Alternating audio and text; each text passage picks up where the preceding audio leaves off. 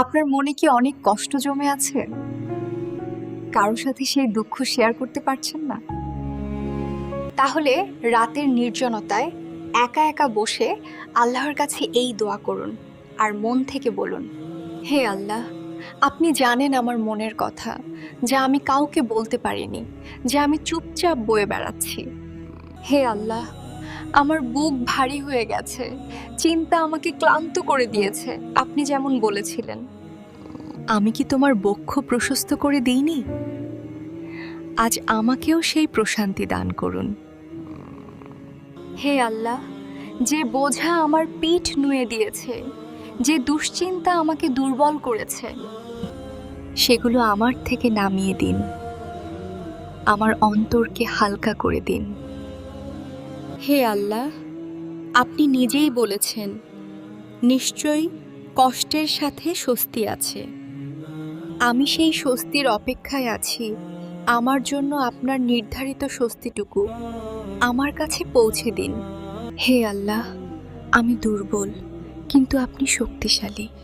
আমি অসহায়, কিন্তু আপনি দয়ালু। আমার ধৈর্য বাড়িয়ে দিন, আমার চোখের অশ্রু মুছে দিন, আমার হৃদয়ের পেরেশানি নামিয়ে দিন। হে আল্লাহ, যদি এই কষ্ট আমার জন্য কল্যাণ বয়ে আনে, তবে আমাকে ধৈর্য দান করুন। আর যদি এতে কোনো অকল্যাণ থাকে, তবে আপনার রহমতে তা দূর করে দিন। হে আল্লাহ, আমাকে আপনার দিকে ফিরে আসার তৌফিক দিন। আপনার ওপর পূর্ণ ভরসা করার শক্তি দিন।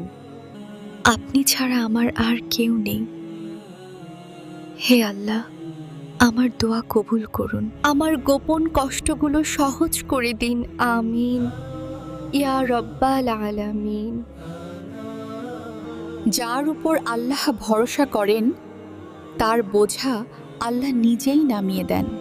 মানসিক চাপ, অপরাধবোধ, ভয় সবই আল্লাহ হালকা করতে পারেন। একটা কষ্টের সাথে একাধিক স্বস্তি থাকে। কষ্ট একা আসে না, আল্লাহ তার সাথে সমাধানও পাঠান।